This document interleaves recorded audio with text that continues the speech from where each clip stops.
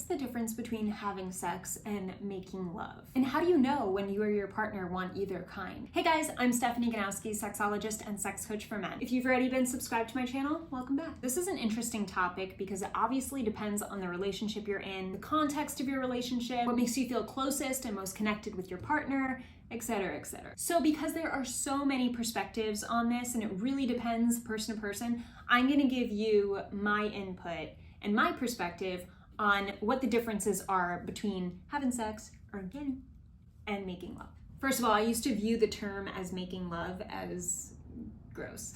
I think a lot of people feel this way. It's kind of like the equivalent of the word moist. Most people are just like, but anyway, I got to a point where I understood that there was a difference, in fact, between having sex and making love. And I first understood when I actually had sex with a guy who I really cared for romantically and deeply, and he really deeply cared for me. It was kind of like this wake-up call of like, that's what making love is. Because most, not all, but most casual sexual relationships don't really experience or practice the making love portion of sex. And that makes sense because you probably don't love each other, at least not in a serious romantic way. So let's differentiate the two. Having sex, or is typically a rougher style. It might be this feeling of using each other for pleasure, not in a bad way at all, like using each other for fun, to feel good. You're enjoying it. You're having a lot of fun, you're being silly, maybe you're laughing a bit, you're wrestling a little bit. Maybe you're both super horny and therefore you're just getting after it. You're just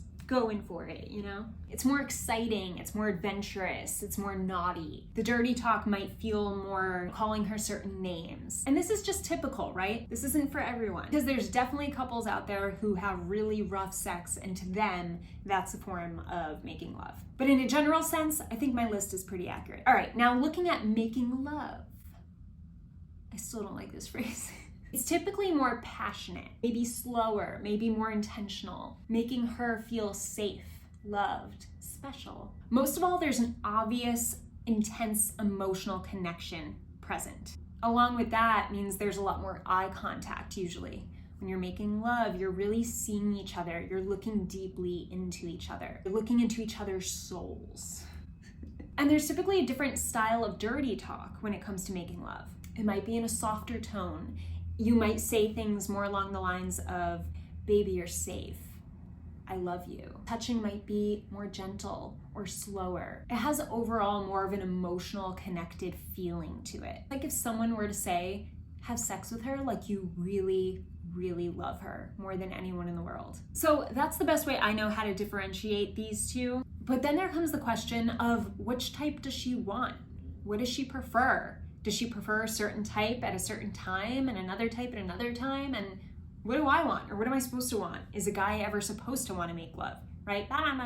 So first thing I want to say, as I mentioned before, is that every couple is different. Every woman is different. For some couples, you pinning her down on the bed really intensely is your way of making love. It's the way you feel most connected and intimate. She feels most safe, maybe. It's really how are you both perceiving feeling most emotionally connected. That's usually what will lead you both to feeling like you're making love. Now, of course, you still want to feel safe, connected, and loved when you're having sex. I guess there's not as much intention on acting out your love for her, specifically. So, to know what type fits the mood best is pay attention to how she's going into the sex experience with you. For instance, if you're grabbing her maybe a little on the rougher side and she's like, babe, shh, like, and she's trying to slow you down, or she does something or says something or acts a certain way to like slow down and be a bit more gentle. I just want to be with you. And it's like, it doesn't really fit your nasty talk, you know, chances are she's like, I'm not really in that mood. So I think it's good to be on the same page with each other and also understand that just as we have different sexual appetites, we will also crave different types of sex at different times, right? So maybe you want to be more in the have your way with her type mood, and she's more in the making love mood. Maybe there's a place you can meet halfway in the middle, or just go with who seems most direct and most clear about what they want. So for instance, not too long ago, my boyfriend said something during sex that was very on the dirty side. And I just wasn't in that mood at all. And I felt super emotionally connected to him. And I just wanted to like feel close to him. So in that moment, I told him something else that didn't really fit the dirty talk.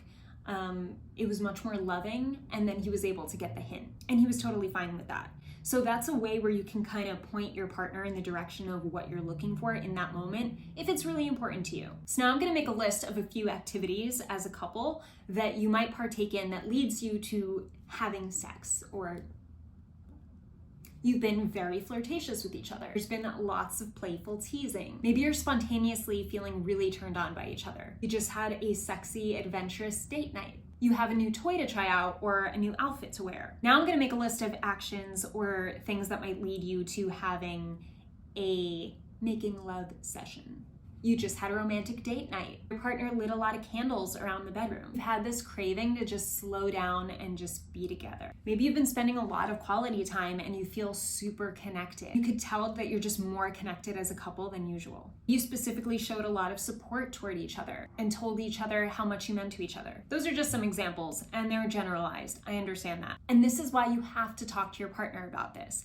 I've mentioned how I brought it up to my partner. I've also talked to him about it outside of sex, so we had a better understanding of what that actually meant. And maybe a good first question for you can be, do you ever want to have more of the type of sex that's slower and just feels more connected? Or do you ever want to have more adventurous, dirty, fun sex? This can open a fun and interesting conversation with your partner. You'll learn a lot, and it will actually help both of you feel more confident in the bedroom together. Just share with each other how you think or feel about this.